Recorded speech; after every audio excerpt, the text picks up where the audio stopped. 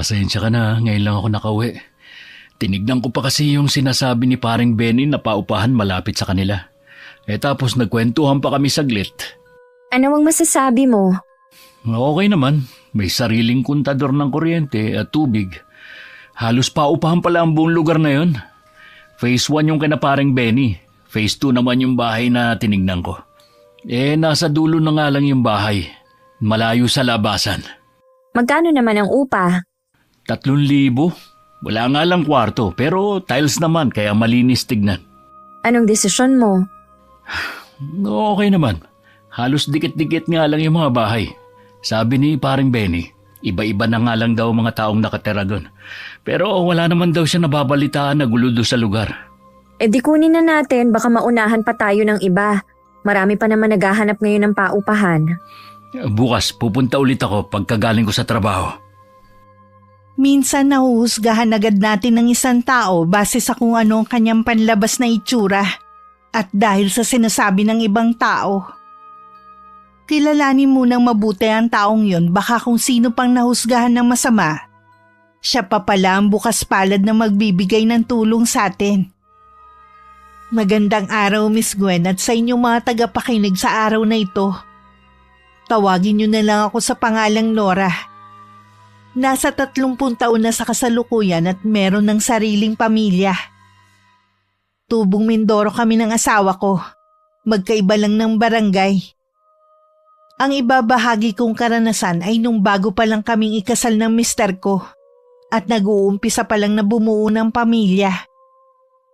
Dahil wala pa kaming sariling bahay, nangupahan muna kami pansamantala noon. Nakailang lipat na rin kami ng inuupahan dahil sa isyu sa may-ari. O di kaya sa mismong bahay na tinitirhan namin. Hanggang sa isa sa tinirhan namin ay may karanasan akong hindi ko makakalimutan habang nabubuhay ako. Tama ka nga, Mond. Mas maaliwalas dito kaysa sa dati nating tinitirhan. Sabi ko na magugustuhan mo dito eh. Hindi ka na mahihirapang magigib dahil nandito sa loob yung gripo. Sana mababait ang mga kapitbahay natin. Sabi nga ni paring Benny, halos lahat ng mga nandito umuupa lang. Puro nagtatrabaho sa factory. Ibig sabihin, halos wala ding tao sa mga kapitbahay natin. Ganun na nga. Ay, sana magtagal na tayo sa bahay na to. Nakakapagod na rin kasing magpalipat-lipat eh. Tingin ko naman magtatagal na tayo sa bahay na to. Maupo ka na lang muna dyan. Ako na lang ang bahala sa mga gamit natin. Lagyan na lang natin ng division para may kwarto tayo. Oo nga, para kapag bukas ang pinto hindi tayo kita dito sa loob. Yung bahay ba sa tapat natin paupahan din? Ang laki kasi Parang hindi. Ang alam ko 2 matanda nakatira dyan at bihira lang daw dalawin ng mga anak. Yun ang sabi ni paring Benny Hayun nga yung 2 matanda. Lumabas ng bahay yung babae at yung lalaki naman sa may bintana. Oo nga, sobrang tanda na pala ng itsura nila. Kapag naayos na natin ang mga gamit, pwede naman tayong lumabas para tignan ang paligid. Sige, dito siguro pwede akong maglakad-lakad sa umaga. Sabi nga nila mabuti sa buntisan nakakapaglakad at naaarawan. Alam ko naman yun, kaya lang hindi ako makapaglakad sa dati nating tinitirhan dahil sa mga kapitbahay natin. Kalimutan mo na sila. Hindi mo na naman sila makikita ulit Sandali pa akong dumungaw sa labas ng bintana. Magaan ang pakiramdam ko sa bago naming nilipatan. Alam ko magiging maayos na ang buhay namin dito. Nang tumalikod ako tsaka naman tumingin sa direksyon namin ng 2 matanda na nakatira sa tapat ng apartment. 1 linggo na kami sa bago naming tinitirhan. Nakagamayan na rin namin ang pagtira doon. Kabisado ko na kung saan ang bilihan ng mga lutong ulam at malaking grocery sa lugar. At maging ang health center. Kailangan ko kasing regular na magpa-check up dahil 3 buwan na akong buntis. Isa lang sa napansin ko sa mga nakatira doon, madalang may tumambay sa labas ng bahay. At yung nakatira sa tapat namin, laging nakatingin sa akin. Ayos ka lang ba, Ineng? Opo, medyo nahilo lang po ako. Saan ka ba nakatira? Parang ngayon lang kita nakita sa lugar namin . Bago lang po kami dito. Diyan lang po kami umuupa sa apartment na kulay asul ang pintura. Oo. Si Tessa nagmamay-ari ng apartment na yun. Yun lang ang bahay ko sa likuran ng inuupahan ninyo. Mabuti pa hatid na kita sa inyo. Nakakahiya naman po. Maaabala ko pa kayo. Wala yun. Ako nga pala si Mira. Anong pangalan mo? Ako po si Nora. May kasama ka ba sa inyo? Ako lang po ang mag-isa. Mamaya pa po ang uwi ng asawa ko. Siguro bagong kasal lang kayo, no? At tama po kayo. Ang bata mo naman nag-asawa. Ilang taong ka na ba, Ineng? 25 na po ako. Akala ko wala ka pang 20 dahil baby face at maliit ka lang na babae.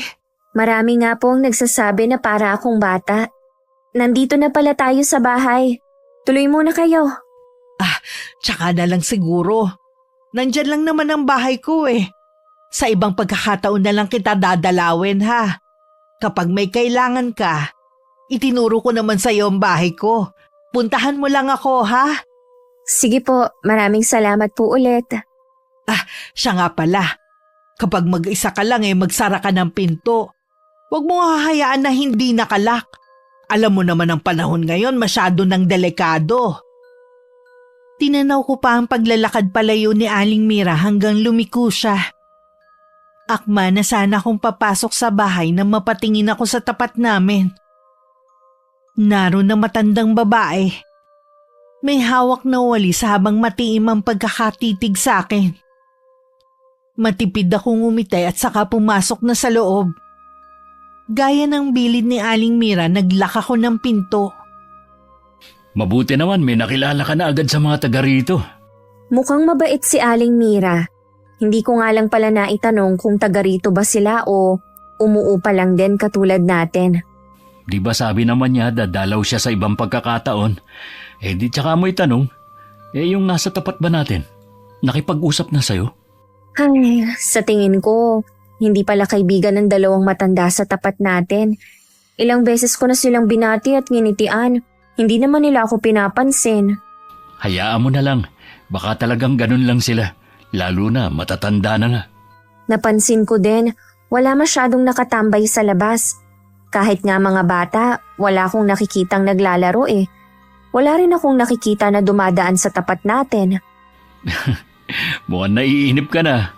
Ang dami mo na kasi napapansin Tuwing wala na kasi akong ginagawa, lagi akong nasa tapat ng bintana kaya nakikita ko.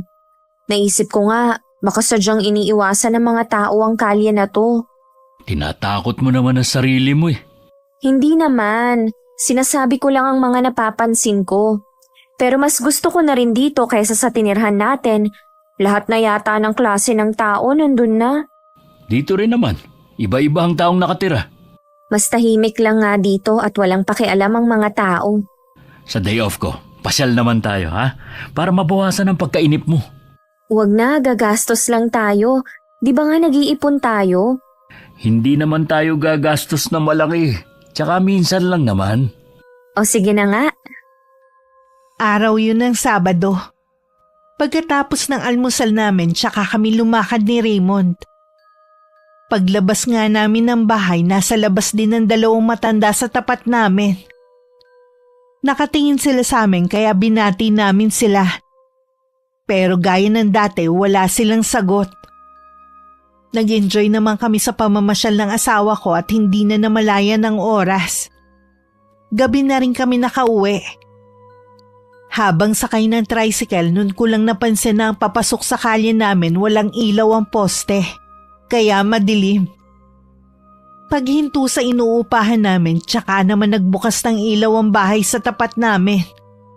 Halos masilaw nga ako sa liwanag. Kaya nauna na akong pumasok sa loob. Oh, bakit mo hinihilot ang binti mo? Masakit ba? Nangalay lang dahil siguro sa kakalakad natin kanina. Alam mo, may sinabi yung tricycle driver kanina. Ha? Anong sinabi? Pumasok na kasi agad ako Bigla ba namang nagbukas ng ilaw yung sa tapat natin? Bakit daw sa dami ng pwede nating upahan, sa lugar pa daw na ito? Sinabi ba ang dahilan kung bakit? Hindi. Mukhang kinakabahan yung driver eh. Pagkaabot ko nga ng bayad, bigla na lang pinatakbo na mabilis yung tricycle niya. Hindi kaya adik yun? O hindi naman siguro. Baka wala lang magawa kaya sinabi yun. Napansin mo ba? Walang poste banda dito sa atin. Oo nga eh.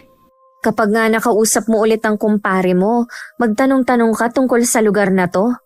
Sige, kapag nakita ko siya. Si Raymond na ang naglatag ng higaan namin. Bago ko nahiga sa tabi niya, sinilip ko pa yung bahay sa tapat namin. Nasa labas pa ang mag-asawa at parang may pinag-uusapan. Panaka-naka pa silang tumitingin sa direksyon namin. Ilang sandali pa pumasok na sila sa bahay nila at saka pinatay ang mga ilaw. Kinabukasan, pagkaalis ng asawa ko, naisip kong maglakad-lakad na muna. Nang mapadaan ako sa tapat ng bahay ni Aling Mira, nakangiting tinawag niya ako. Daan ka muna dito, Ineng, kung wala kang gagawin sa inyo. Wala naman po. Naiinip na nga rin ako sa bahay eh. Ang hirap din pala kapag walang makausap. Ay, sinabi mo pa. Kaya nga ako pagtatanim ang pinagkakaabalahan ko eh. Ang ganda naman po ng mga tanim nyo. Ako po kasi hindi nakakabuhay ng halaman. May mga ganong tao talaga. Bibigyan na rin kita para meron kang display sa harap ng inuupahan ninyo. Ang ganda naman po nito. May bulaklak na agad. Maraming salamat po, Aling Mira. Ay, walang anuman, iha. Unang kita ko pa lang sa'yo magaan na ang loob ko sa'yo. Ganon din naman po ako sa inyo. Naikwento ko nga kayo sa asawa ko eh. Natutuwa nga siya dahil kahit bago lang kami dito, may kakilala na ako. Basta laging bukas ang bahay ko para sa inyo mag-asawa. Aling Mira, meron po sana akong gustong itanong sa inyo. Sige lang, iha. Magtanong ka at sasagutin ko lahat. Natural lang naman na marami kang tanong dahil bago lang kayo rito. Napansin ko po na mula sa kanto papasok dito sa atin walang ilaw ang poste. Matagal na bang wala talagang ilaw? Yan ang misteryo na hanggang ngayon pala isipan pa rin sa mga taga rito. Ano po ang ibig niyong sabihin? Lagi naman yung pinalalagyan ng ilaw Kaya lang laging nasisira o kaya napupunde kahit bagong lagay lang. Tumatagal lang ng 1 linggo tapos sira na naman. Nung pina-check up nila sa electrician, wala namang nakitang diferensya. Kaya po ba nasabi niyong misteryo? Oo, dahil hindi nga maipaliwanag kung bakit. Meron nga din pong tricycle driver na nagsabi sa amin na bakit daw dito pa kami tumira. Hindi ko tuloy maiwasan na matakot. Lalo na buntis ako ngayon. Yan nga din ang gusto kong sabihin Marami pang sinabi si Aling Mira tungkol sa lugar. 1 buwan lang ang pinakamatagal na umuupa. Gaya ng araw na ito, ang 2 pinto sa kanan namin naglilipat na. Sa pagkakaalam ko, araw lang naman ang pagitan namin sa kanila sa paglipat sa apartment na yon. Gusto ko sana magtanong pero nagmamadali na sila. At hindi man lang tumingin sa akin na nasa tapat lang ng pinto. Pagtingin ko sa bahay sa harap, naroon ng 2 matanda. Wala na tuloy tayong mga kapitbahay. Nung nandito pa nga sila, sobrang tahimik na. Lalo na siguro ngayon. May nahanap siguro sila na mas maganda kaysa dito kaya lumipat sila. Ewan ko, Raymond. May palagay ako. Merong kakaiba sa lugar na to. Bakit mo naman nasabi yan? Hindi ka ba nagtataka sa paligid natin? Kahit araw pa, wala kang taong nakikita sa labas o mga batang naglalaro. Tapos yung mga poste ng ilaw, ilang beses na daw yun pinalitan, pero lagi lang napupundi. At yung sinabi ng tricycle driver, bakit niya yun sinabi? At sigurado, may alam siya. Ano ngayon ang gusto mong mangyari? Oo, wala. Gusto ko lang maglabas ng saloobin sa'yo. Kung lilipat na naman kasi tayo, baka mahirapan na tayong makahanap ng kasing mura nitong tinitira natin. At saka baka sa paglipat-lipat lang natin maubos ang ipon natin. Tandaan mo, kailangan natin maganda sa panganganak mo. Alam ko naman yun. Hindi ko naman hihilingin sa'yo na lumipat na naman tayo. Kung natatakot ka dito, Siyempre, mas gugustuhin ko na rin na umalis na tayo. Normal lang siguro tong nararamdaman ko dahil sa pagbubuntis ko. Ang bilis kong maapektuhan sa mga nakikita at naririnig ko. Bago pa lang naman tayo rito. Masasanay ka rin sa katahimikan ng paligid natin. Doon kasi sa inalisan natin, umaga't gabi, maingay na yung mga kapitbahay. Oo nga, at saka nalilibang na rin naman ako dahil kay Aling Mira. Gusto ko rin makausap si Aling Mira para makapagtanong na rin. Sa day off mo puntahan natin siya sa kanila. Diyan lang naman sa likod ng bahay niya. Huwag ka sana mag-isip ng kung ano-ano, ha? Baka mamaya kasi may epekto yan sa bata. Oo nga, minsan kasi nakakalimot din ako. Manood ka na lang sa YouTube para malibang ka habang wala ako. Ganoon na nga lagi ang ginagawa ko hanggang makatulog ako Yung bandalawang matanda na kapitbahay natin, nakipag-usap na sa'yo? Hindi na, wala na rin akong balak na kausapin sila, no? Kausapin mo pa rin kapag binati ka. Huwag na lang natin silang pag-usapan, pwede? Okay, sige. Hindi ko nalang binanggit kay Raymond ang tungkol sa mga nalaman ko sa dalawang matanda na nakatira sa tapat namin. Sinikap ko na lang na hindi pansinin ang nakakabinging katahimikan sa paligid na nagbibigay ng kakaibang aura sa tinitirhan namin. Kapag wala akong ginagawa sa amin, tumatambay ako sa bahay ni Aling Mira at pinanonood ng pagtatanim niya. Lalo talaga akong humanga sa galing ng kamay niya sa pag-aalaga ng halaman. Salamat po pala, Aling Mira. Binalaan niyo ako tungkol sa dalawang matanda sa tapat namin. Bala ko pa naman makipaglapit sa kanila. Hindi na ako nagtataka kung sila na naman ang dahilan ng pag-alis ng dalawang tenant sa katabi mong apartment. Una pa lang mabigat na ang loob ko sa kanila Hindi ko rin po gusto ang paraan ng pagtitig nila sa akin. Iwasan mo na lang sila hanggat maaari. Magkulong ka lang sa bahay niyo kung wala ka rin namang importanteng gagawin sa labas. Opo. Siya nga po pala, yung binigay niyong halaman sa akin, 2 na po ang bulaklak. Talaga? Nakakatuwa naman pala. Pangako po na aalagaan kong mabuti ang ibinigay niyo. Iha, maiba nga pala ako. Ilang buwan na ba ang pinagbubuntis mo at maliit tingnan? Magli5 buwan pa lang po ang ipinagbubuntis ko. Kaya pala ang liit ng tiyan mo. Tsaka payat ka rin kasi Hindi ka yata nagkakakain Ang totoo po niyan, tamad akong kumain lalo na po kapag mag-isa lang ako sa bahay. Kung pwede lang sana kitang ampunin na dito ka na lang sana sa bahay ko. Nag-aalala din kasi ko sa iyo Ayos lang naman po ako sa bahay kahit mag-isa ako. Alam ko naman kasi na anumang oras, pwede akong lumapit sa inyo. Basta wag mong kalilimutan ng sinabi ko tungkol sa dalawang matanda na yon.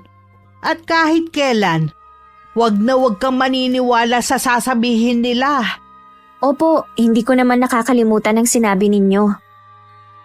Inimbita ko ni Aling Mira na kumain ng tanghalian sa bahay niya. Pinaunlakan ko na rin siya dahil sa pamimilit niya. Kung sa bahay wala akong ganang kumain nang makasalo ko may edad ng babae, ginanahan akong kumain. Hindi ko alam ang pangalan ng lahat ng putahin na niluto niya. Pero masarap lahat. Pagkatapos na masaganang tanghalian, nakaramdam naman ako ng antok. Uuwi na sana ako pero pinigilan ako ni Aling Mira. Sa papag na lang daw nila ako matulog. Dahil sa nararamdaman kong antok, pinagbigyan ko na siya. Nagising na lang ako dahil sa mga kagat ng lamok sa braso ko. Madilim na rin sa labas. Napabangon na ako at saka hinanap ang ginang pero wala ito. Alam ko nasa bahay na si Raymond, kaya nagmadali na akong umuwi. Saan ka ba nang galing? Muntik na akong pumunta kay na kapitan para magpatulong na hanapin ka. Pasensya ka na, Mond. Napahaba kasi yung tulog ko kina Aling Mira Ano? Natulog ka sa ibang bahay? Bakit kailangan pang makitulog? May sarili naman tayong bahay. Hayaan mo muna ako magpaliwanag. Kanina kasi pauwi na ako dapat. Inimbita ako ni Aling Mira na sa bahay niya kumain ng tanghalian. Ang sarap kasi ng mga ulam niya. Kaya naparami ang kain ko. Tapos yun na nga, inantok ako at nakatulog na. Napakahaba naman yata ng tulog mo. Alam mo ba kung anong oras na? 8:00 na ng gabi. 1 oras na kitang hinahanap. Bakit kasi hindi mo ko pinuntahan kina Aling Mira? Alam mo naman na doon lang ako pumupunta. Nanggaling na ako doon. Walang ilaw at saradong-sarado. Akala ko walang tao eh. Nagising nga ako na madilim at wala si Aling Mira eh. Nagmadali na nga rin ako na umuwi dahil naisip kita. Sa susunod nga, dalin mo lagi ang cellphone mo. Tinatawagan rin kita pero nandito pala sa bahay. Pasensya na ha kung napag-alala kita. Hindi na to mauulit. Dapat lang naman kasi na maging responsable ka. Oo na nga eh. Kanina pa nga ako humihingi ng pasensya pero ayaw mo pa rin tumigil. Nag-aalala na nga ako sa'yo. Ikaw pa naiinis dyan? Ipinaliwanag ko na ang nangyari, di ba? Di tapos na, magpahinga na lang tayo. Hindi mo man lang ba ako tatanungin kung kumain na ako? Bakit pa? Sigurado naman ako na hindi ka pa kumakain. Dahil nasanay ka na pagdating kakain na lang. Nawalan na rin ako ng ganang kumain. Ikaw na lang ang magluto kung nagugutom ka. Natigilan naman si Raymond. Hindi siguro siya makapaniwalang sasabihin ko yun sa kanya.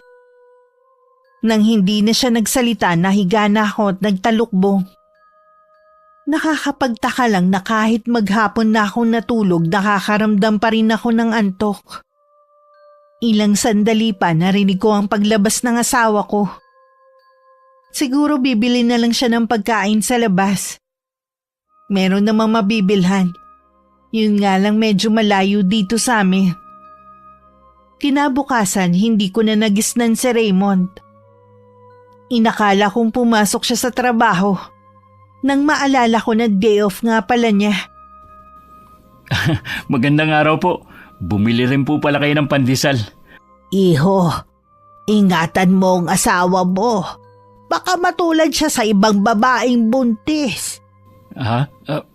Ano pong ibig niyo sabihin?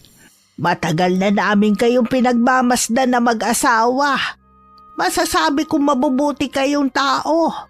Mabubuti po talaga kami dahil ganun kami pinalaki ng mga magulang namin. Basta wag mong kakalimutan ang mga sinabi ko. Huwag din kayong papalin lang sa panlabas na anyo at pakitang kabutihan. Aling Clara, sandali lang po. Raymond, kausap mo ba ang matandang yon? Anong sabi? Nakasabay ko lang sa pagbili ng pandesal, kaya binati ko na. Anong napag-usapan nyo? Ang sabi sa akin, ingatan daw kita. Siguro nalaman niya na hinahanap kita kagabi. Mula ngayon, huwag ka nang makikipag-usap sa kanya. Oh, bakit naman? Basta, para din naman sa kabutihan natin ang sinasabi ko. Nakausap mo na ba sila dati? Hindi, at wala akong balak na makipag-usap sa kanila. Wala naman silang ginagawang masama eh. Mabuti nga nakipag-usap sa akin kanina. Sumunod ka na lang, huwag mo nang sirain ang araw ko. Hanggang ngayon ba galit ka pa rin? Ang sungit mo pa rin kasi. Pasensya na, hindi lang siguro maganda ang gising ko.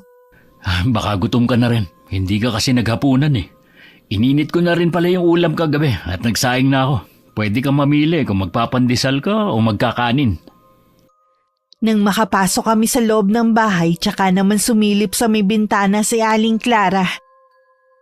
Makahulugan ang titig niya sa aming mag-asawa. Gumanda na rin naman ang mood ko pagkatapos ng almusal namin. Dahil wala siyang pasok ng araw na yon, hindi na muna ako nangapit bahay.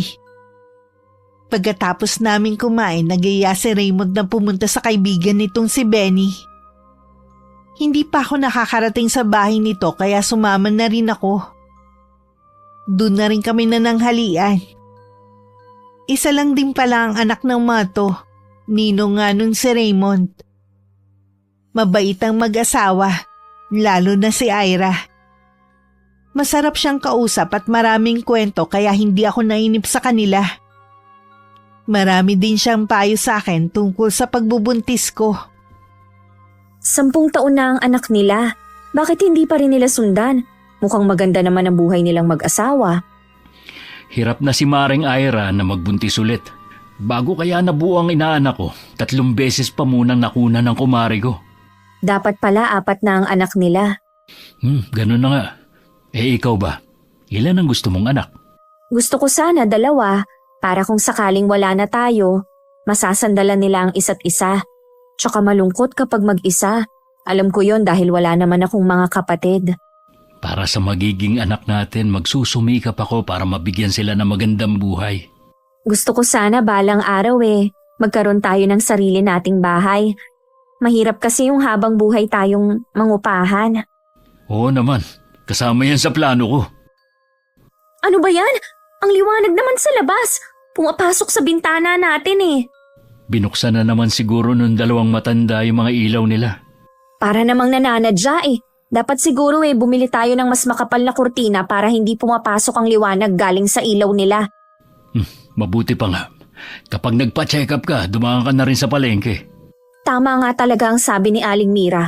Pero wisyong mag-asawang yon. Kaya siguro hindi na dinadalaw ng mga anak dahil sa ugali. Mainit na naman ang ulo mo Kanina ang saya lang natin.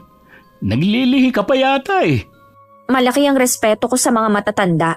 Pero sa mag-asawang yon, mauubos yata. Bakit ba bigla ka na lang nairita sa kanila? Ano ba sinabi ni Aling Mira sa kanila? Marami at lahat hindi magaganda. Hindi tama na maniwala ka kagad sa mga sinasabi ni Aling Mira. Hindi pa naman natin siya lubos na kilala Naniniwala ako sa kanya. Nararamdaman ko na mabuti siyang tao kesa sa mag-asawang nakatira sa tapat natin. Hindi ako makapaniwala sa sandaling panahon natin nakuha na agad ni Aling Mira ang loob mo. Sana makilala ko rin siya. Pwede naman. Minsan sumama ka sa akin sa kanila. Sige, sa susunod na day off ko. Kinabukasan pagkaalis ni Raymond, pumunta na agad ako kay na Aling Mira. Nadatnan ko siyang parang may dinaramdam. Wala kasi siyang kasigla-sigla. Hindi rin niya inaasikaso ang mga halaman niya. Basta nakaupo lang siya. May problema po ba?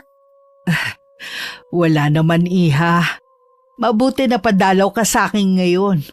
Hindi po ako nakapunta dito kahapon dahil day off ng asawa ko. Pinuntahan din namin ang kaibigan niya na taga rito din. May kaibigan pala kayo na taga rito. Anong pangalan? Baka kilala ko rin. Ang mag-asawang Benny at Ira po. Yung anak ni Tasha. Kilala ko ang mag-asawang yun. Si Benny nga pong nagrekomenda sa tinitirhan namin. Napakabait po nung mag-asawa. Si Raymond po ang kaibigan nila noon pa. Inaanak ng asawa ko ang nag-iisa nilang anak. Ganun ba? Mabait nga ang mag-asawang yun. Baka po nakakaabala na ako sa inyo. Hindi, iha. Natutuwa nga ako na nandito ka Wala nga lang akong ganang kumilos ngayon para maghalaman. Aling Mira, may parating po dito. Ha? Anong ginagawa nila dito? Kilala niyo po ba sila? Oo, kilala ko sila. Ang mabuti pa umuwi ka na muna sa inyo.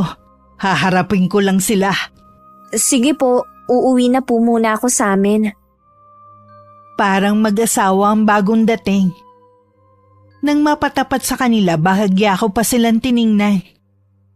Parang galit ang mga yun at namumutla pa ang babae na nakakapit sa lalaki. Nilingon ko pa si Aling Mira, nakita sa mukha ang galit. Hindi ko tuloy maiwasang magtaka. Nasanay kasi akong laging maaliwala sa mukha niya. Pagdating sa bahay, nagkulong na lang ako. Gusto ko sanang maglinis pero tinatamad naman ako. Naisip ko baka dala yun ang pagbubuntis ko. Ilang araw nang ganun ang pakiramdam ko. Kahit pag-aayos ng higaan, kinatamaran ko na rin. Minsan hindi ko na rin maintindihan ang nangyayari sa akin. Ano ba nangyayari sa'yo, ha? Bakit? Ano ba problema mo? Nagtanong ka pa talaga. Hindi mo ba nakikita ang paligid mo? Ang dumi.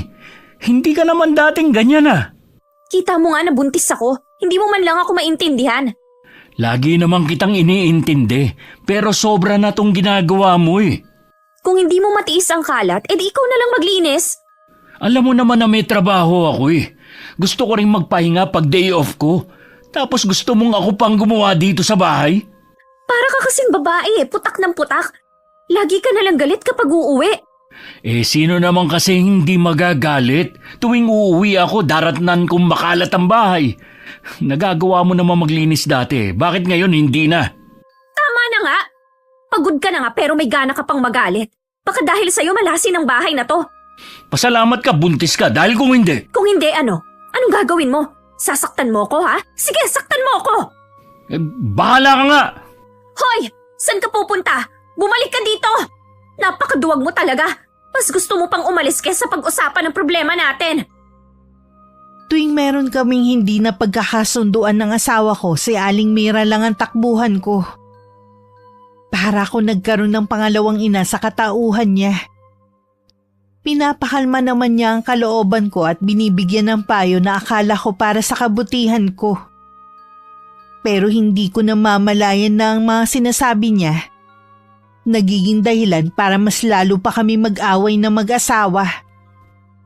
Bakit ngayon ka lang umuwi? Nag-overtime ako sa trabaho eh. Hindi mo man lang inisip na buntis ako at walang kasama dito?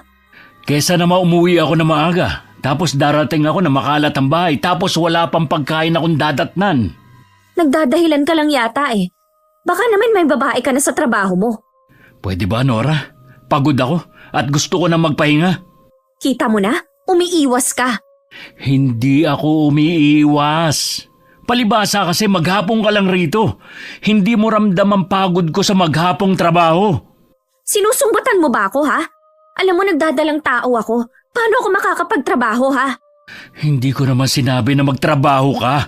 Pero kahit man lang sana dito sa bahay, kumilos ka. Nakakawalang gana naman kasing umuwi dito, lalo na pag ganito ang madadatnan mo. Kumuha ka sana ng kasambahay kung gusto mong laging malinis ang bahay na to. Kita mo yung mga sinasabi mo. Magtapat ka na lang kasi na kaya hindi ka umuwi ng maaga dahil may babae ka sa trabaho mo. Ano bang utak meron ka, ha? Huwag mo ako niloloko, Raymond. Baka iwan kita at hindi mo na makita ang anak natin. Huwag mo akong tinatakot, ha? Akala mo naman kaya mo na sarili mo. Sa gitna ng pagtatalo namin ni Raymond, bigla na naman bumukas ang ilaw sa tapat namin. Hindi pa ako nakakabili ng makapal na kortina. Kaya tumatago sa may bintana namin ang liwanag nun. Talagang nananadya ang mga yun, ah. Hayaan mo na lang. Mabuti nga may ilaw sila sa labas eh. Anong hayaan? Namimihasa na ang mga yun eh. Hindi porke tayong umuupa, lagi na lang tayong makikisama. Baka naingayan sila sa pagtatalo natin kaya nagbukas ng ilaw. Wala akong pakialam kung naiingayan man sila sa pagtatalo natin. Nandito naman tayo sa loob ng bahay natin, ah. Uy, saan ka pupunta? Gabi na, bumalik ka nga rito. Nora, ano ba ang gagawin mo? Pagsasabihan ko lang sila. Sinabi nang hayaan mo na lang sila eh. Lumabas nga kayo dyan! Naririnig niyo ba ako? Alam kong gising pa kayo! Nora, ano ba? Nakakahiya yung ginagawa mo. Huwag kang makialam. Meron nang nagbubukas ng pinto. Ay, pasensya na po kayo, Aling Clara. Bakit ba ang hilig niyong magbukas ng ilaw? Napakaliwanag, oh. Hindi ba kayo nasisilaw? Noon pa naman ginagawa na namin to. Dahil kung napansin mo, wala tayong poste ng ilaw. Ang sabihin niyo, papansin kayo. Masyadong matalas ang dila mo, iha. Mag-iingat ka. Baka yan ang magpahamak sa'yo. Pumasok na tayo sa loob ng bahay, nakakahiya ka na eh. Sila dapat ang mahiya. Nananahimik tayo sa bahay natin. Sila ang perwisyo sa mga kapitbahay. Pasensya na ulit, Aling Clara. Pumasok na po kayo sa bahay niyo. Ako na ang bahala sa asawa ko. Huwag mong hayaan na ikaw ang kontrolin ng asawa mo, iho. Anong sinabi mo? Hayaan mo na. Pumasok na nga si Aling Clara sa bahay nila eh. Nakakabuisit ang matandang yon. Ano ba nangyayari sa'yo, ha? Pati matanda pinapatula mo. Wala ka ng respeto. Hindi pa rin humupa ang galit ko. Lalo pa nga yung tumindi dahil sa kapitbahay namin. Mula rin ng gabing yun, lagi na kami nagtatalo tuwing umuwi siya galing trabaho. Kahit anong sabi kong hindi niya kailangan mag-overtime, hindi ko pa rin siya mapigilan. Dahil si Aling Mira lang ang nakakausap ko, sa kanya lang ako lagi dumadaing. Tama nga ako. May ibang babaeng kinalolokohan ng asawa mo kaya bigla siyang nagbago. Ganun naman talaga ang lalaking nagloloko eh. Madalas na babae ang hinahanapan nila ng butas para hindi sila mabuko sa ginagawa nila. Ano pong gagawin ko, Aling Mira? Hindi ko po kayang mawala siya. Ang lalaki kasi kapag nabaling na sa iba ang paningin nila, mahirap na ulit makuha ang loob. Lahat po gagawin ko para bumalik ulit sa akin ang asawa ko. Mabuti nga hindi ka pa niya iniiwan eh. Yung iba nakikisama na talaga sa kabit nila. Hindi niya magagawang sumama sa babaeng yun. Oras na malaman ko kung sino ang kabit niya. Umanda sa akin ang babaeng yun. Huwag ka lang magsawa na kumprontahin siya. Aamin din ang asawa mo kapag napagod na sa kakatanggi. Paano po kung umamin nga siya na may ibang babae?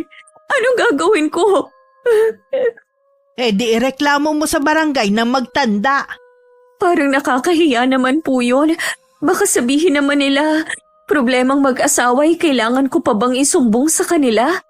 O di kaya pumunta ka sa trabaho niya. Hulihin mo siya sa akto. Parang mas okay po yan. Sapat nang mapahiya sila sa harap ng maraming tao. Huwag kang magpapaape dahil lang wala kang trabaho. Hindi po talaga. Salamat po sa inyo ha. Kahit papaano, gumagaan ang pakiramdam ko. Dahil may nasasabihan ako ng problema ko. Sabi ko nga sa'yo para nakitang anak. Siya nga pala. Kumusta yung dalawang matanda sa tapat nyo? Nasugod ko nga pala sila nung gabi na nag-aaway kami ni Raymond. Mag-iingat ka sa kanila. Ayoko sanang sabihin to pero palagay ko kailangan mo na rin malaman para mas lalo ka mag-iingat. Ano pa po ang alam niyo tungkol sa kanila? Usap-usapan na to noon pa man. Yung si Aling Clara daw gumagamit ng itim na karunungan. Sumagi kasi sa isip ko na baka dinadasalan niya si Raymond para lumayo sa'yo. Hindi na po nakakapagtaka. Sa itsura pa lang nila, mukha na silang mangkukulam. Huwag mong babanggitin kahit kanino ha. Kahit pa sa asawa mo ang tungkol sa sinabi ko sa'yo. Minsan na kasi kung pinagbantaan ng mag-asawang yun eh. Huwag po kayong mag-alala. Wala akong sinasabi sa asawa ko. Lahat ng sinasabi niyo sa akin hindi lumalabas. Salamat. Alam ko mapagkakatiwalaan ka talaga. Alam ko naman po kasi na meron talagang itinatago ang mag-asawang yun. Kahit hindi niyo pa sabihin sa akin. Huwag kang basta pupunta sa bahay nila. Baka pati yung dinadala mo dasalan din nila. May alam po ba kayong pangontra para hindi nila masaktan ang magiging anak ko? Magtatanong ako sa isa kong kakilala. Patuloy pa rin sa pag-uwi ng gabi si Raymond. Katwiran pa rin niya dahil sa overtime. Pero hindi ako naniniwala. Nang hindi na ako nakatiis, pinuntahan ko na siya sa trabaho niya. Nag-eskandalo ako at pinaya siya sa harapan ng mga kasama niya. Kahit ganun ang ginawa ko, hindi pa rin siya umamin. Sira na ba ang ulo mo? Ha? Bakit pumunta ka sa trabaho?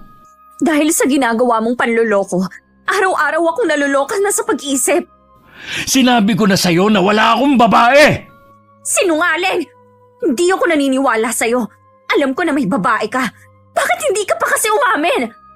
Wala nga sabi akong babae. Puro trabaho lang iniisip ko para sa inyo na magiging anak natin. Ito nga ang pagbubuntis ko ang dahilan kung bakit ka nang bababae. Umamin ka na kasi! Wala akong aaminin sa'yo dahil wala naman talaga. Galing ka na sa trabaho. Wala ka naman nakita na kasama kong babae, di ba? Magaling ka lang kasing magtago. Alam mo, sawan-sawa na ako sa pagbubunga mo. Mabuti pa, umuwi ka na lang sa probinsya natin. Hayaan mo na lang ako ditong mag-isa. Para ano? Maging libre na kayo ng babae mo? Hindi ako papayag. Sobra na kasing ginagawa mo eh. Sa tingin mo kaya, magandang ginawa mong pagpunta sa trabaho ko, ha? Desperada na kasi ako. Sige, para matigil na yung pagdududa mo, mabuti pa umalis na lang ako sa trabaho. Bumalik na lang tayo sa atin. Magtiis tayong magdildil ng asin. Wala ka namang darat na trabaho doon. Ano, hayaan mo na lang kami na mamatay sa gutom, ha? Ayaw mo naman palang umuwi tayo dun eh. Eh di tumigil ka sa panggugulo mo. Ikaw ang tumigil sa pambababae mo. Kapag hindi mo pa iniwan ng babaeng yun, ipapatawag na kita sa barangay. Mabuti pa nga para malaman mo na nagsasabi ako ng totoo. Naiiling na lang si Aling Clara na naririnig ang pagtatalo naming mag-asawa. Sa kabila ng pagbabanta ko kay Raymond, hindi ko pa rin siya napigilan sa pag-uwi ng gabi. Kahit malaki ang sahod na ibinibigay niya sa akin dahil sa overtime niya, hindi pa rin mawala-wala ang pagdududa sa akin. Kahit malaki na ang naiipon namin, parang hindi pa rin ako masaya. Mas lalo ako nalulunod sa lungkot at selos. Ang tigas talaga ng pagmumukha ng asawa mo. Sinabi niyo pa. Sinugod ko na po siya sa trabaho, pero ang galing nilang magtago ng babae niya. Natural, hindi sila magpapahuli sa'yo. Gusto ko na nga siyang ipatawag sa barangay para lang umamin siya. Mabuti pa, gawin mo na lang. Huwag kang papayag na ginagawa kang tanga ng asawa mo. Gagawin ko na po yan. Akala niya matatakot niya ako sa mga sinasabi niyang umuwi na lang kami sa probinsya namin. Siya pa talaga ang nanakot Sampulan mo na kasi para malaman niya kung sino ang dapat matakot. Tandaan mo na ikaw ang nasa tama. Aling Mira, pwede niyo ba akong samahan kay Kapitan? Oo naman. Pero ikaw lang dapat ang makipag-usap. Hindi kasi ako pwedeng makialam Opo, ako naman ang makikipag-usap. Nang araw na yun, pumunta ako sa barangay hall para kausapin si Kapitan. Nagkataon namang nandun siya. Sinabi ko ang problema ko sa asawa at sa huli nagdesisyon siyang ipatawag kami pareho. Nang malaman yun ni Raymond, galit na galit siya sa akin. Isang katangahan daw ang ginawa ko. Alam mo bang malaking kaabalahan ang ginawa mo sa akin? Aabsent ako sa trabaho dahil sa ginawa mo. Ayaw mo kasing umamin Eh di sa harapan ni Kapitan tayo mag-usap. Nung una, pilit kitang iniintindi dahil baka lang kasi sa pagbubuntis mo. Pero sa tingin ko, yan na talaga ugali mo. Hindi talaga sa pagbubuntis ko kundi dahil sa'yo. Hindi mo na ako nirespeto bilang asawa mo. Hindi ka pa nakontento sa akin na gawa mo pa talagang mambabae. Hindi ako sisipot sa barangay. Magsawa ka. Hindi ko bibigyan ng kahihiyan na sarili ko. Sa gagawin mo, para mo na rin sinabi na totoo ang hinala ko sa'yo. Wala na akong pakialam sa kung ano man ang gusto mong sabihin sa akin. Bahala ka na. Hindi ako titigil hanggat hindi ka humaharap sa barangay. Isipin mo, hindi lang akong mapapahiya, pati ikaw sa gagawin mo. At isa pa, pag-aayusin lang naman nila tayo Bakit kailangan pang paabutin doon? Pwede naman tayong mag-usap dito sa bahay. Mas gusto ko doon para maipamukha ko rin sa'yo na hindi mo ako pwedeng gawing tanga. Siguro kung ano-ano sinasabi sa'yo ni Aling Mira. Hindi ka naman kasi dati ganyan Nagmamalasakit lang siya sa akin. Maswerte nga tayo sa pagkakaroon ng mabait na kapitbahay na tulad niya. Mabait ba yun sa'yo? Sinisira niya ang pagsasama natin sa mga sinasabi niya sa'yo? Wala siyang ginagawang masama. Kailangan ko siyang kausapin. Para ano? Aawayin mo yung tao na nag-iisang kakampi ko? Tatanungin ko lang siya kung anong motibo niya. Wala siyang masamang intensyon. Gusto lang niyang tumulong. Kung totoo yan, hindi niya gugustuhin na maghiwalay tayo. Sa ayaw at sa gusto mo, kakausapin ko siya. Pinuntahan nga ni Raymond si Aling Mira pero sarado ang bahay nito. Wala naman siya mapagtanungan ng mga kapitbahay dahil sarado ang mga bahay nila. Maliban sa may kalayuan na rin sa tinitirhan nito. Hindi rin sumipot si Raymond nang ipatawag siya. Sa pangatlong pagpapatawag, napilitan na lang siyang pumunta. Dahil sa trabaho din na lang imbitasyon galing kay Kapitan. Pagdating nga doon, itinanggi niya ang mga paratang ko at mahinahon siya nagpaliwanag. Pinagkasundo lang kaming dalawa. Pero mula nun, naging malamig na ang pakikitungo sa akin ng asawa ko. Madalang na lang niya akong kausapin. Aling Clara, Ginulat niyo naman ako sa pagsulpot niyo rito sa bahay ko. Masarap ba sa pakiramdam na nakakasira ka ng pagsasama ng mag-asawa, ha? Hindi ko kayo maintindihan. Huwag ka lang tumanggi pa. Dahil sa panunulsul mo kay Nora, nagkakagulo sila mag-asawa ngayon. Naglalabas lang naman ng saloobin si Nora sa akin eh. Nakikinig lang naman ako sa kanya. Kung wala kang masamang motibo, sana tama ang pinayo mo kay Nora. Puro kabutihan niya po ang sinasabi ko sa kanya. Hindi ko na problema kung ayaw niya makinig sa akin. Tigilan mo na ang ginagawa mo. Baka pagsisihan mo yan balang araw. Hindi niyo na ako matatakot pa. Matanda na kayo at mahina. Yan ang akala mo. Huwag mo sabihing hindi kita binalaan. Dahil sa ginagawa sa aking pambabaliwala ni Raymond na baling sa online sugal ang atensyon ko. Si Aling Mira din ang nag-udyok sa akin na magsugal para makalimutan ko ang ginagawa sa akin ng asawa ko. Ang ginamit ko doon yung ipon namin para sana sa panganganak ko. Nagbabaka sakali din kasi ko na baka madoble o matriple yun. Gusto ko kasing lumaki ang ipon namin para pwede na kaming bumalik sa probinsya at magnegosyo na lang. Hindi na niya kailangan pang bumalik sa trabaho. At hindi na rin sila magkikita ng babae niya. Pero hindi ko inaasahang matatalo ako ng sunod-sunod. Hanggang mapansin ko na ubos na pala ang pera namin. Naskampu yata ako, Aling Mira. Ni minsan kasi hindi pa ako nanalo eh. Naubos na ang ipon namin ni Raymond. Hindi yun scam. Talaga yatang malas ka sa sugal eh. Ano po ang gagawin ko? Sigurado na magagalit si Raymond kapag nalaman niyang naubos na ang ipon namin. Ang maipapayo ko lang sa'yo, magsugal ka ulit ng isa pang beses. Malay mo bumalik ang natalo sa'yo. O di kaya mas dumoble pa. Wala na po akong perang hawak. Paano pa po ako tataya? Di ba malapit na ang sahod ng asawa mo? Gamitin mo ang pera na yun. Kapag natalo pa po ako, wala nang matitira sa amin. Yun lang ang tanging paraan na naiisip ko para mabawi mo lahat ng perang naipatalo mo. Kapag bumalik at mas malaki pa ang pera na yun, siguradong matutuwa ang asawa mo. Makakapagnegosyo na kayo sa inyo gaya ng plano mo. Tama po kayo. Nararamdaman ko naman na mananalo na ako sa pagkakataong ito. Ganyan dapat. Laging positibong mag-isip. Nung sumahod si Raymond, lahat ng perang ibinigay niya itinaya ko. Pero ganun na lang ang panlulumo ko nung matalo ako ulit. Nakaramdam din ako ng takot. Wala na rin kasi kaming bigas at sa isang araw na rin ang bayaran ng bahay. Bigla ko rin naalalang hindi pa pala ako nakakabayad ng ilaw at tubig namin. Agad akong pumunta ka na Aling Mira pero wala siya sa bahay nila. Ilang sandali pa ako naghintay baka sakaling may pinuntahan lang at pabalik na rin.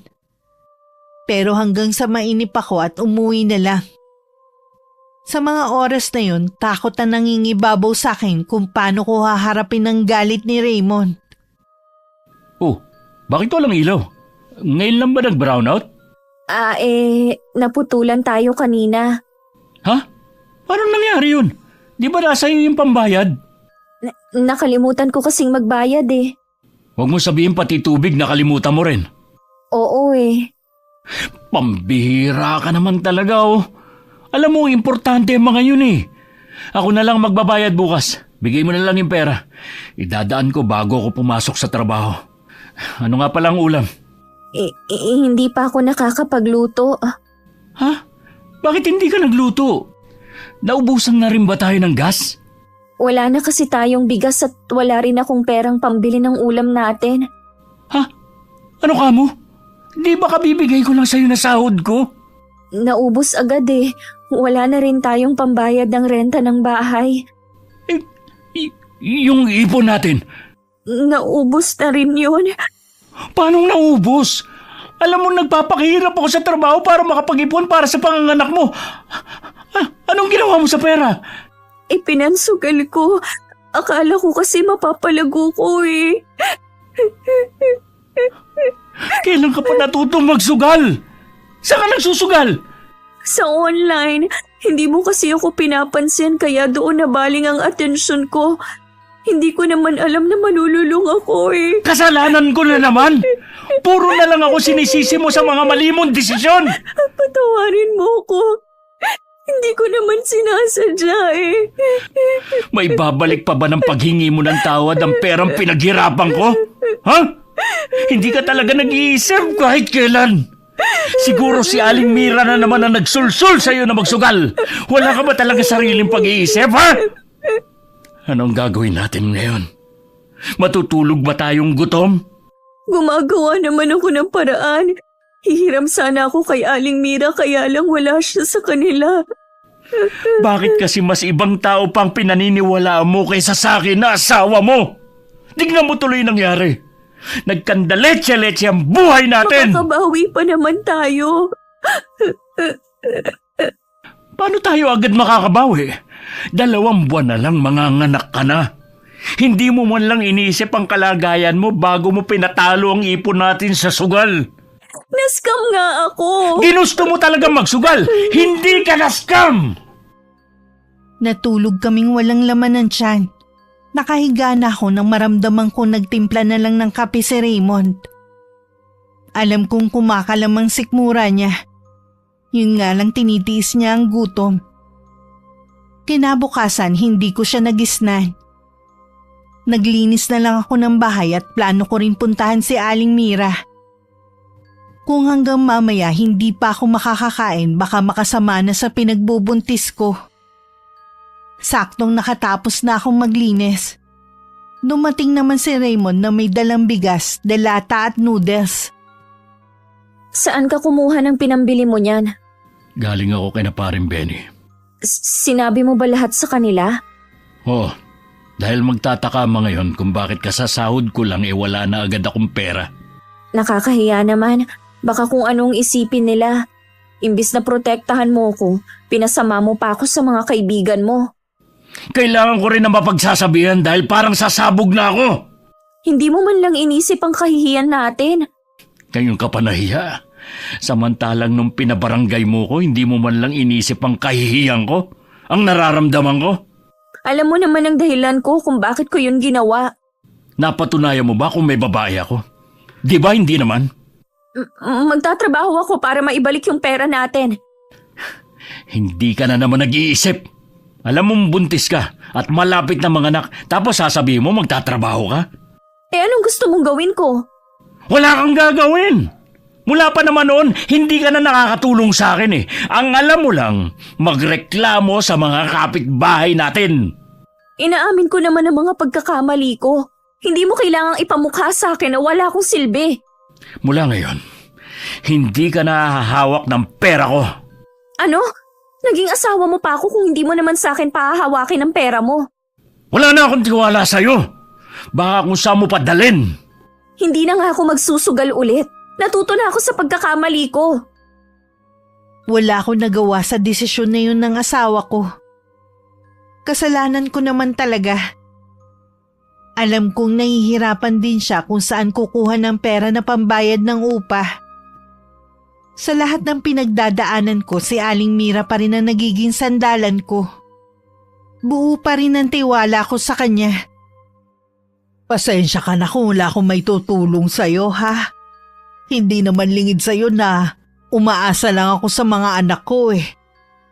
Dito ka na lang kumain. Dun man lang makatulong ako sa'yo. Naiintindihan ko naman po kayo. Sa totoo lang duda ko sa desisyon ng asawa mo na hindi ka napahawakin ng pera. Baka ginamit lang niyang dahilan yun parang kabit na niya ang humawak ng sahod niya. Naguguluhan na po ako, Aling Mira. Huwag kang pumayag, lalo na mga anak ka na. Isa pa nga po yan sa inaalala ko. Plano kasi namin sa ospital ako manganak para hindi ako mahirapan. Naubos na po ang ipon namin. Hindi ka dapat binibigyan ng alalahanin ng asawa mo. Pero ano tong ginagawa niya? Binibigyan kanya ng sama ng loob. Siya nga ang dahilan kung bakit ka nalulung sa sugal eh. Sa tingin ko po, lalo nang lumalayo yung loob sa akin ni Raymond, baka dahil lang sa magiging anak namin kaya hindi pa niya ako iniiwan. Para hindi ka agrabyado, kunin mo sa kanya ang sahod niya. Ipagpilitan mo sa kanya ang karapatan mo bilang asawa. Opo, gagawin ko po yan. Ganyan nga. Kailangan maging palaban ka. Huwag kang papayag na maging sunod-sunuran lang sa kanya. Hindi ko rin po maiwasan na sisihin ang sarili ko sa nangyayari. Wala kang kasalanan. Yan ang itanim mo sa isip mo. Walang dapat sisihin kundi si Raymond. Dahil sa mga panunulsol sa akin ni Aling Mira, lalong lumakas ang loob ko para ipilit ang karapatan ko. Kaya nang sumapit ang araw ng sahod ni Raymond, sinabi ko sa kanya na kailangan ko pa rin hawakan ng sahod niya. Pero hindi siya pumayag. Nagkaroon ulit kami ng matinding pagtatalo. Bakit pinipilit mo na ikaw ang humawak ng sahod ko? Para ano? Itaya mo na naman sa online sugal na yan? Karapatan ko bilang asawa mo na hawakan ang sahod mo. Bakit kasi ayaw mo ibigay? Siguro mas gusto mo na yung kabit mong humawak, no? Wala akong kabit! Kahit itanong mo pa kay Maring Ira, magkasama kami sa trabaho. Sa tingin mo kaya hindi yun magsusumbong sa'yo, ha? Magkasama kayo ni Ira? Oo, kaya imposible ang sinasabi mo. Alam mo ba, kilala nila si Aling Mira. Sulsulera daw talaga ang matandang yun. Marami ng sinirang relasyon dahil siguro sa inggit. Hindi yan totoo. Mabait si Aling Mira. Matagal ko ng mga kaibigan sina Ira at Benny. Sa tingin mo kaya magagawa nilang magsinungaling sa akin, ha? Ikaw kasi, utu-utu ka. Pinakitaan ka lang ng kabaitan, naniwala ka naman agad. Hindi naman yan pinag-uusapan natin eh, kundi ang sahod mo na gusto kong ako ang hahawak. Kapag pinagpilitan mo yung gusto mo, iiwan kita. Hindi mo magagawa yan. Paano ang anak natin? Siya na lang ang dahilan ko para hindi ka tuluyang hiwalayan. Kaya kung ako sa'yo, tigilan mo ng pakikinig sa matandang yun. Kung iniisip mo na iiwasan ko si Aling Mira, nagkakamali ka. Siya na lang ang nakikinig sa akin. Kung gano'n mamili ka, ako o ang sulsulerang matandang yun? Bakit kailangan mo akong papiliin pa? Alam mong naiinip ako dito sa bahay at siya lang ang tangi kong nakakausap. Mula nang makilala mo siya, ang laki na ng pinagbago mo. Kaya kailangan mong mamili. Nang hindi ako nakapagsalita, lumabas siya ng bahay. Baka pupunta siya sa kumpare niya para magpalipas ng oras. Naisip kong hindi na yata kami magkakaayos pa. Imbis na kasi magkabati kami, lalong lumalala ang alitan namin. Dahil hapon na rin naman at hindi na mainit, naglakad-lakad na lang muna ako sa tapat ng bahay namin. Napansin ko kasing namamanas na ako. Kung gusto mo magkaayos kayong mag-asawa, huwag ka makikinig sa sinasabi ng ibang tao. Nakakagulat naman po kayo. Basta-basta na lang kayong sumusulpot. Pasensya ka na kung nagulat kita. Bakit po ba kayo nakikialam sa problema naming mag-asawa? Nung hinayaan mo makapasok sa buhay niyo si Mira, hindi na naging problemang mag-asawa ang kinakaharap niyo ngayon. Nagbibigay lang po si Aling Mira ng payo sa akin. Kung totoo yan bakit lalo kayo nag-aaway ng asawa mo? Si Raymond po kasi ang problema. Ang dami niyang ginagawa na hindi ko gusto. Mabuting asawa si Raymond. Maswerte ka dahil bihira na ang ganun lalaki sa panahon ngayon. Kilala ko si Mira. Wala siyang hinangad kundi kasamaan sa kapwa niya. Huwag kang palinlang. Pasensya na po. Bigla kasing sumakit ang tiyan ko. Papasok na ako sa loob ng bahay. Sandali lang. Kung ako sa'yo pumunta ka na sa ospital. Hindi maganda ang lagay ng dinadala mong sanggol. Hindi ako nakinig kay Aling Clara. Nahiga na lang ako baka sakaling mawala rin ng sakit. Pero nung tanghali na lalong tumitindi ang kirot.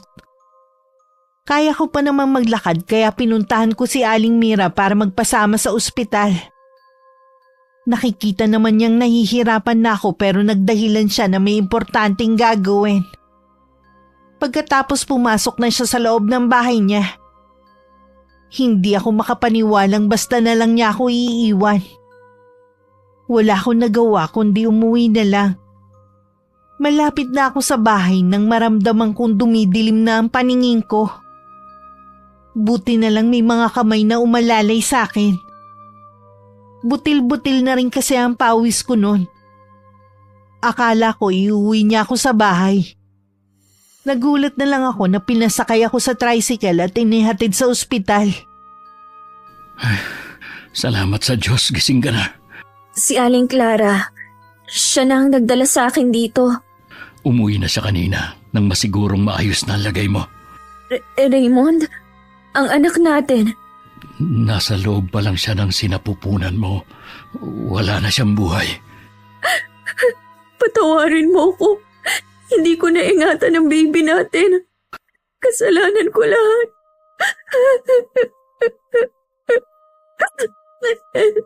Tumahan ka na.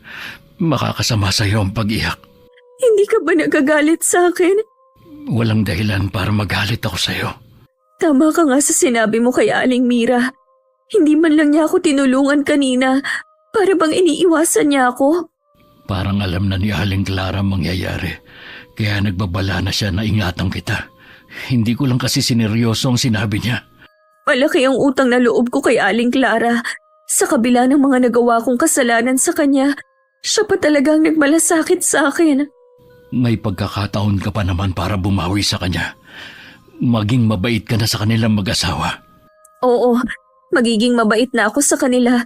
Hihingi din ako ng tawad sa inasal ko sa kanila noon. 2 araw pa kami sa ospital. Sinabi rin ni Raymond na dinala ni Aling Clara ang sanggol nung umuwi ito. Ang matanda na lang daw ang bahalang maglibing. Pagdating sa inuupahan namin, nakaramdam na naman ako ng matinding lungkot dahil sa pagkawala ng anak namin. Nang masiguro namang pwede na akong iwan, pumasok na sa trabaho si Raymond. Kayo po pala, Aling Clara. Kumusta ka na? Dinalhan nga pala kita ng bulalo. Ayos na po ako. Salamat po sa dala ninyo.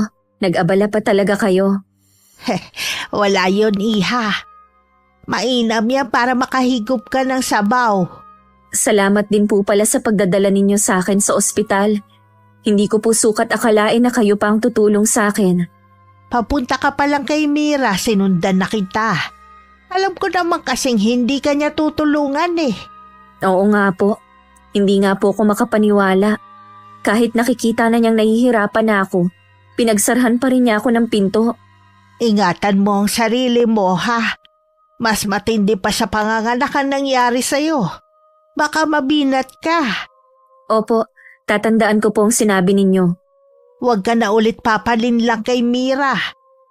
Kahit magtanong ka sa mga taga rito, siya talagang iniiwasan ng mga taga rito. At hindi kami mag-asawa. Alam ko marami siyang paninirang sinabi tungkol sa amin. Pasensya na po kayo kung nahusgahan ko na agad kayo. Ang sakit pa ng mga sinabi ko. Kalimutan mo na. Hindi naman ako nagtatanim ng galit sa kapwa ko eh. Siya nga pala. Ibalik mo na kay Mira ang halaman na ibinigay niya sa'yo. Nababalot pa rin ako ng lungkot. Pilit ko lang itinatago kay Raymond. Nagpapalakas na rin ako para makapagtrabaho. Gusto ko kasing makaipon para maibalik sa asawa ko ang perang naipatalo ko sa sugal. 2 linggo na rin ang nakakalipas nang maisipan kong puntahan si Aling Mira. Naabutan ko siyang naghahalaman. Ibinaba ko sa harapan niya mismo ang halamang ibinigay niya noon. Nora, ikaw pala. Oh, bakit dala mo ang halaman na yan? Ibinabalik ko na po sa inyo. Sa'yo na yan. Hindi ko naman binabawi eh. Kung alam ko lang po na magdadala ng kamalasan ng halaman na yan, hindi ko na po sana tinanggap. Ano bang sinasabi mo dyan? Hindi niyo man lang ba ako kukumustahin? Kumusta ka na?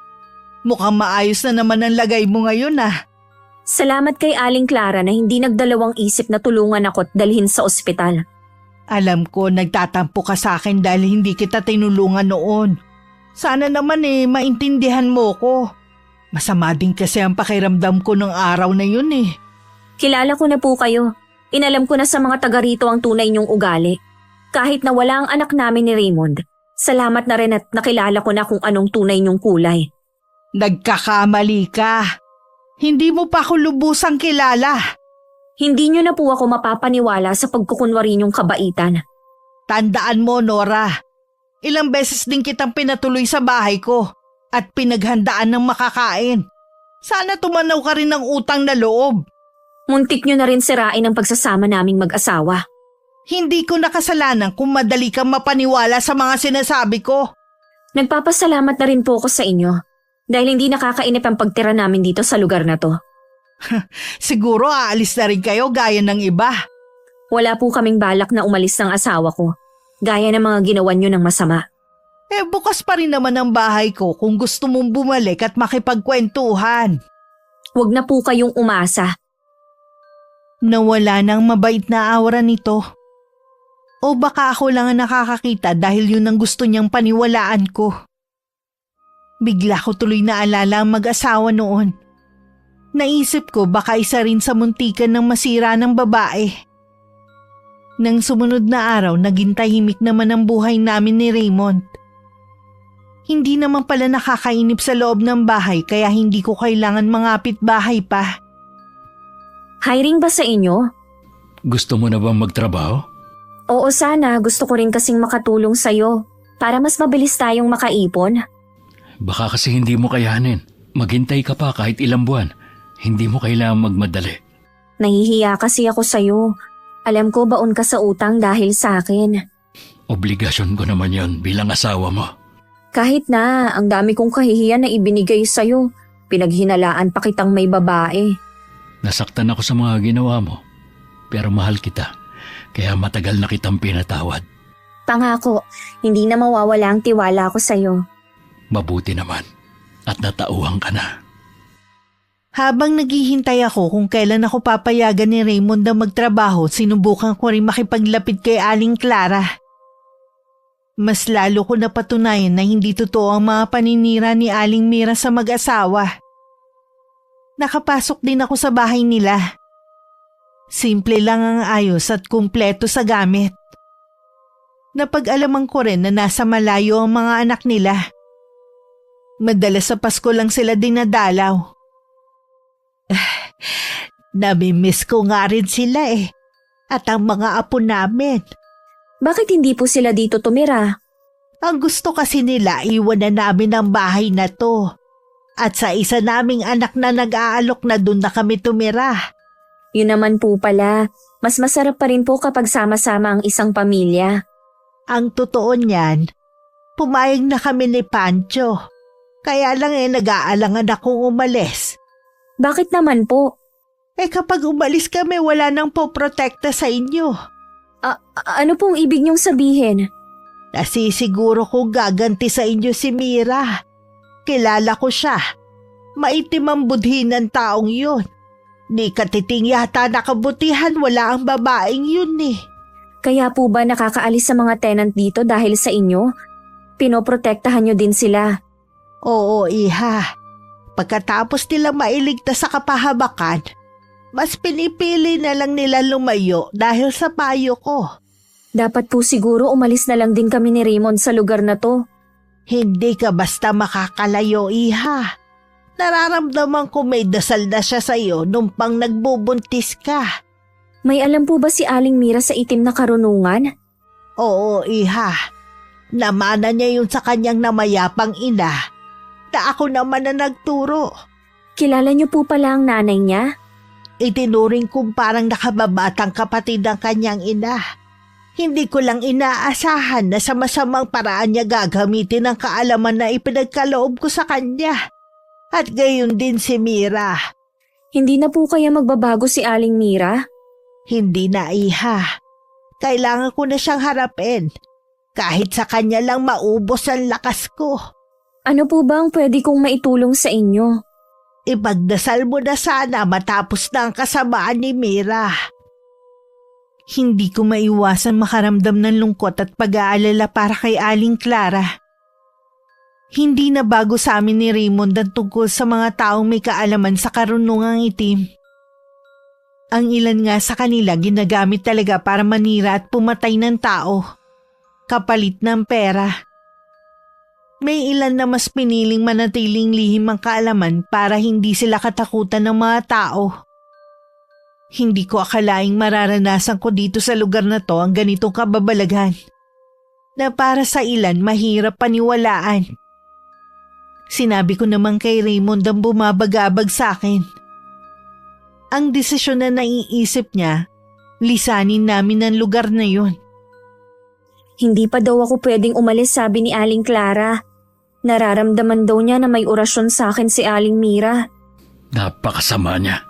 Wala ka namang masamang ginawa sa kanya para gantihan Sadya talagang may mga taong maiitim ang budhi. Hindi mahalaga sa kanila kung may nagawa mang masama sa kanila ang isang tao. Masaya sila kapag nakakasakit ng kapwa nila. Huwag ka matakot. Hindi kita pababayaan. Alam ko naman yun. May kasalanan din ako sa nangyayari sa akin. Masyado ako nagtiwala at hindi ako nakinig sa'yo. Dito ka lang muna. May bibilin lang ako sa labas. Lingid sa akin pinuntahan ng asawa ko si Aling Mira para kumprontahin. Naabutan naman niya itong may kaaway na 2 babae. Sa tingin niya mag-ina ang mga yun. Pinagbibintangan nila ang matandang babae na kinulam ang asawa ng babae. Matinding batuhan din ng mga salita ang maririnig sa 2 panig. Hinintay muna ni Raymond na makaalis ang mag-ina. Pero meron pa rin naman ng mga nakikiusyoso. Pero wala na siyang pakialam sa kanila. Anong kailangan mo? Marami na po pala kayong atraso sa ibang tao. Gusto mo bang mapabilang sa kanila, ha? Kaya nga po ako nandito para pakiusapan kayo na tigilan nyo na si Nora. Nawala na kami ng anak at sobra na ang pagdurusa niya. Tama lang sa kanya na mawalan ng anak. Dahil hindi naman siya magiging mabuting ina. Ano sinabi nyo? Narinig mo ang sinabi ko. Hindi nga siya naging mabuting asawa sa iyo eh. Pero mo, hindi kanya nagawang pagkatiwalaan. Tapos na yon. Nagsisimula na kami ni Nora ng panibagong buhay. Hindi ko hahayaan na maging masaya kayong dalawa. Habang ako malungkot na nag-iisa. Hindi namin kasalanan kung nag-iisa lang kayo sa buhay at malungkot. Tanungin nyo muna ang sarili nyo kung bakit nga ba kayo nag-iisa ngayon sa buhay. May mga tao kasing hindi makontento sa kung ano lang ang kaya kong ibigay. Ang sabihin nyo, sa sobrang sama nyo kaya walang makatagal sa inyo. Sige, pareho kayo ng asawa mo magdurusa sa gagawin ko. Kabado man, hindi na lang pinansin ni Raymond ang pagbabanta ng matandang babae. Nang makauwi, balisa na siya at parang malalim lagi ang iniisip. Nang mga sumunod na araw, madalas kong makita si Aling Mira na umaali-aligid sa bahay namin. Kapag nakita niya akong nakasilip sa may bintana, bibigyan niya ako ng nakakatakot na titig. Ang takot na nararamdaman ko ay unti-unting napapalitan ng galit. Bumabalik kasi sa akin ang ginawa niyang panlilinlang at ang pagkawala ng anak namin ng asawa ko. May bigla rin ako naisip na magandang gante para dito. Tinaon kong nasa trabaho si Raymond bago ko pinuntahan si Aling Clara sa kanila. Alam kong masama ang gusto kong mangyari. Pero sa tingin ko yun lang ang solusyon. Tama bang narinig ko? Gusto mong ipakulam si Vera? Tama po. Nitong nakaraang araw ko lang din po naisip na baka meron siyang inilalagay sa pagkain dahilan para makunan ako noon. Regular naman po kasi ako nagpapa-check up. Wala naman silang nakikitang diferensya sa sanggol sa sinapupunan ko. Posible rin ang sinasabi mo. Sa anak mo tumalabang sumpa na para dapat sa'yo. Gusto ko pong iganti ang nangyari sa anak ko. Kayo lang pong makakatulong sa akin. Nakikiusap po ako para niyo ng awa o... O sige, pagbibigyan kita. Tandaan mo lang, ang anumang masamang hangarin sa kapwa, may balik to sa'yo. Hindi man ngayon, Pero sa mga susunod na panahon, alam kong nakakatakot ang sinasabi ni Aling Clara sa pwedeng mangyari sa akin. Pero nabubulag ako sa galit at pagluluksa dahil sa pagkawala ng anak namin ni Raymond. Bago ko umuwi, nangako si Aling Clara na gagawin na nito ang matagal na dapat niyang ginawa. Nung gabing yun, binuksan na naman ni Aling Clara ang lahat ng ilaw nila sa labas ng kanilang bahay. Kung dati naiinis ako, ngayon hindi na.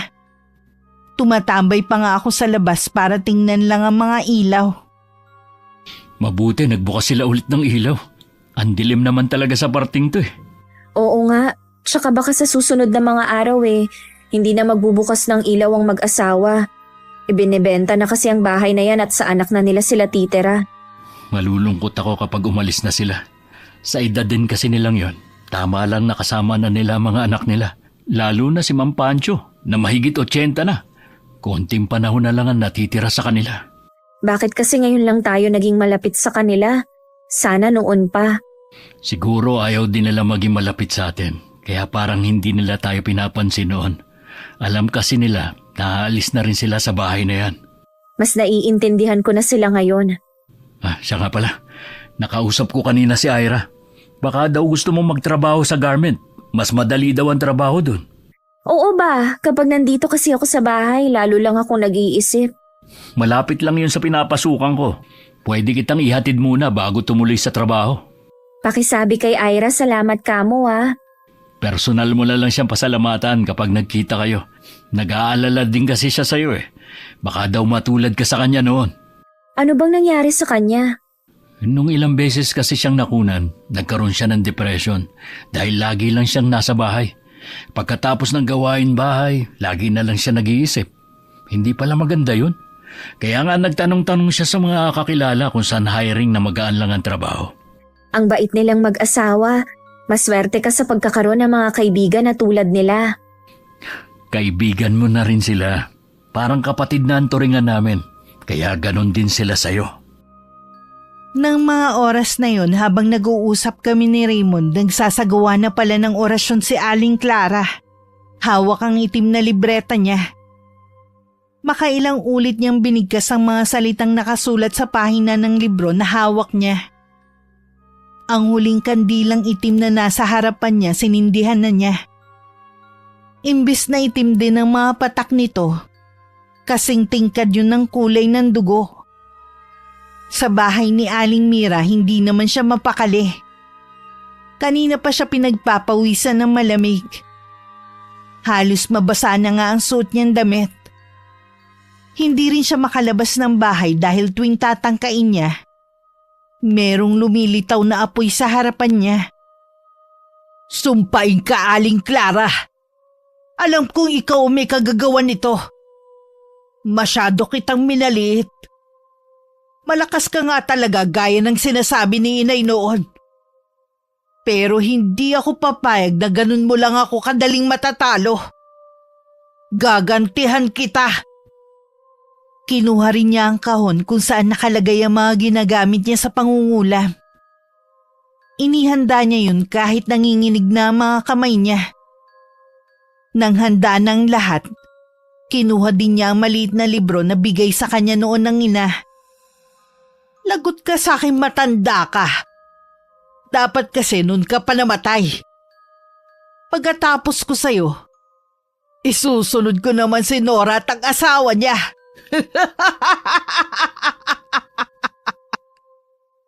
Bago ko magsimula sa bago kong trabaho, pinuntahan ko muna si Aling Clara sa kanila. Pagpasok ko, nakita ko na nakahanda na ang mga gamit nila.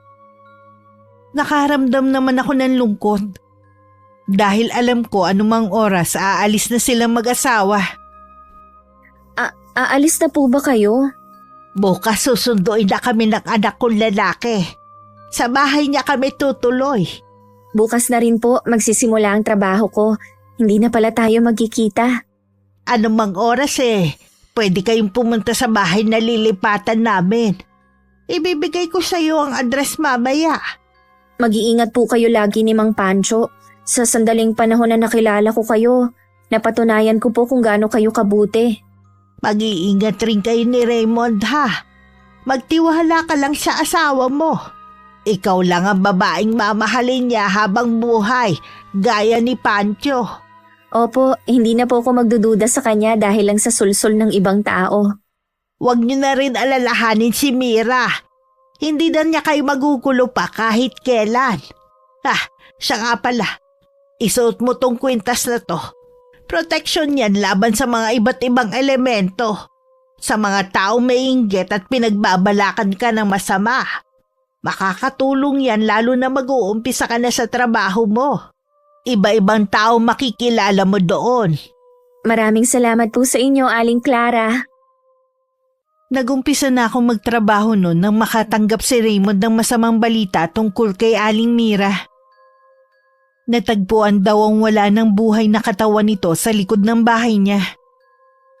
Inuuod na raw at napapaligiran ng mga bangaw. Marami ang nagsabi na bago ang araw na natagpuan nito, nakita pa nila ang babae na naglalakad na parang wala na sa sariling katinuan. Sa tabi ng bangkay nito ay ang mga ginagamit niya sa pangungula. Dahil tingin ng mga tao kampon siya ng dyablo, hindi pinayagan ng mga kaanak nito na maipasok ang labi nito sa loob ng simbahan. Hindi rin ito nabindisyonan. Sa abandonadong sementeryo din siya inilibing kasama ang mga gamit niya sa kulam. Sabi ng mga taga rito, barang daw ang ikinamatay ni Aling Mira. Matindi daw kasi ang barang dahil gumagamit ang gumawa nito ng mga insekto. Kapag daw pumasok na sa loob ng katawan ng biktima, hindi na nito kayang takasan ang kamatayan. Sumalangit nawa ang kanyang kaluluwa. Patawarin din sana ang taong gumawa nito sa kanya. Kahit gaano pa kasama ang isang tao, walang sino man na may karapatang kitlin ang buhay ng kapwa niya. Kung hindi nawala si Aling Mira, marami pa siyang mabibiktima. Siguro nga. Sana naman bago siya nalagutan ng hininga, nabigkas pa niyang humingi ng tawad sa mga taong nagawa niya ng kasalanan. Diyos na lang ang bahala sa kanya. Si Aling Clara ang isa sa mga taong naging bahagi ng buhay namin na hindi ko makakalimutan. Marami ako natutunan sa kanya sa maiksing panahon na nakilala ko siya. Nalungkot lang ako dahil sa muli naming pagkikita nasa loob na siya ng kabaong. Ayon sa anak nito, namatay siya habang natutulog. Maaliwala sa mukha niya nang silipin ko siya sa loob ng kabaong niya. Alam ko tanggap niya ang kamatayan niya. Dati aminado kong hinuhusgahan ko agad ng isang tao batay sa pananamit at pananalita nito. Dahil kay Aling Clara mas naging malawak ang kaisipan ko na hindi lahat ng masungit at nakakatakot ang itsura sila na ang masama. Hindi rin lahat ng palangiti at palakaibigan sila na ang mababait. Madalas sila pa ang may tinatagong lihim na minsan magdadala pa sa atin sa kapahamakan. Maraming salamat Miss Gwen sa pagbasa ng aking kwento. Sana kapulutan ito ng aral ng inyong mga tagapakinig. Wakas.